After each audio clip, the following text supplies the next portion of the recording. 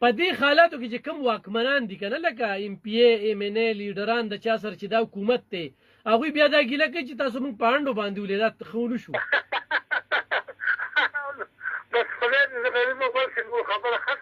نه نو دې حالاتو کې لکه ستاړه څه غواړي دا په انډو ویشتل دي که نه په بل څه هلکه دا نه چې دا بل څوکدار چې دلته ځان له اسلامونه راغلي دي دروازه ساتي دغه ساتي د دې دلته کې دلته راغول کنه نه هغه پی ټی آی والا وایي چې دوی دي دلته عمران خان باقاعده ویلي دي دا د پی ټی آی والا کوم څه راډه کړي وو د غاډه چې دلته ته ورغلي هغه خبر نشي کولای به تا د مخامخ کېدای نشي نو هغوی جلسې پې مضبوطي که نه ورشه بله دلته چې خیره د سره خو اتیاج او څلور ګاډي سره دا غټ ولاړ دي دا ټول څلور ګاډي هغه سړی وکړي د کلي والا سړي راته څلور ګاډي سره د یو کورو ګاډي سره ولاړ یو پنځه ځای پیاده شته که نه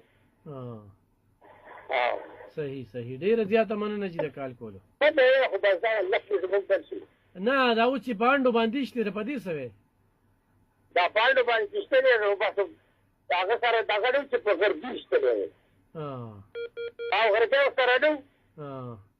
بیا چې دغه ته نیمده راوړي او کاڼي سره راوړي چې څوک پالټه ولي په هغه کې په نیمده ولي لکه په سیلاب ځپلو د دې پښتونخوا په مسلو خو هم خبرې کول دي که نه بس صرف په خپلو مقصد به خبره کې څنګه خلک زموږ په دې حساب نه پوهېږي الله دې زموږ قوم پې پوهېږي نه قومه ټول په غوټونو نه وتي د قام خیخوا نشته دی قام لري دغه ریلیف نه ورکوي نو دا به موږ څه کوو یار ډېره زیاته مننه چې د کال کولو هلو السلام علیکم وعلیکم السلام وروره خیر دی جناب څوک د کوم ځای نه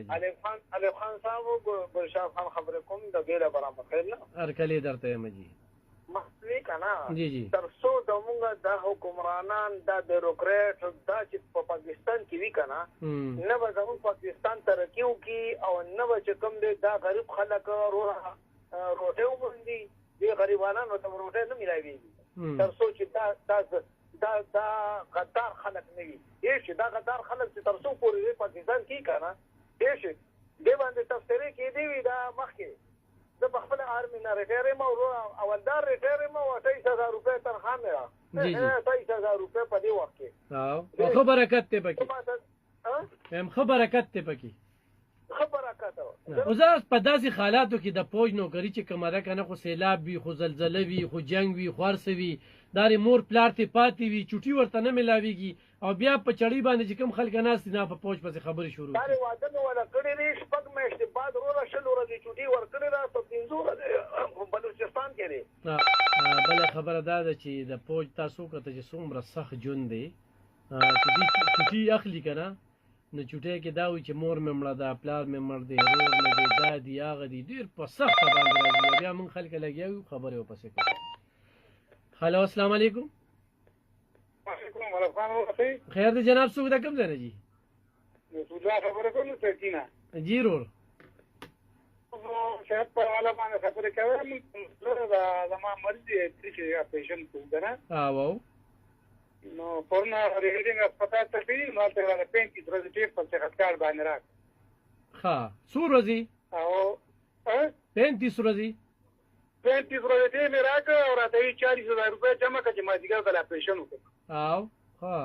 نو تاسو خبرې کوئ نو هسې وایم یو مریض به مري او مطلب دا دی چې دلته به ورته تکلیف وي دوی به په میاشت ماته ټیم ورکوي چې هلته میاشت پس راچو په نقد یې دله پاټیم کوو خو په صحت کارډ د کوو د مړ ته دله ایښودو ما ته یې په نقد جمع کړه چې مازدیګر دله اپریشن وکړم دا کوم هسپتال و دا ریډینګ لارج هسپتال دی صحیح او لکه مطلب چې صحت کارډ باندې 35 ورځې پس راته که نو زما مریض به مري او زه به ورته انتظار کوم چې یاره یو مال اپریشن دی نو دا زمونږ ملک دی او دغه زمونږ مشران دي صحت کارډ نه همداسې لوبه جوړه کړې چې د غریب سړي پښه باندې نه راځي چې یو سړی مچ بیا په صحت کارډ باندې څه کوي بس همدا هر څه هم لیدلي دي خو یاره چې چا په یو اپریشن کړی دی ټول کلي کې ډنګ وي مونږ خو صحت کارډ ولیده نو څه ورسره کېږي چې موږ به دغه دپاره هم د ترنګ وکړو مونږ یاره مطلب دا چې دې باندې دغه وکړو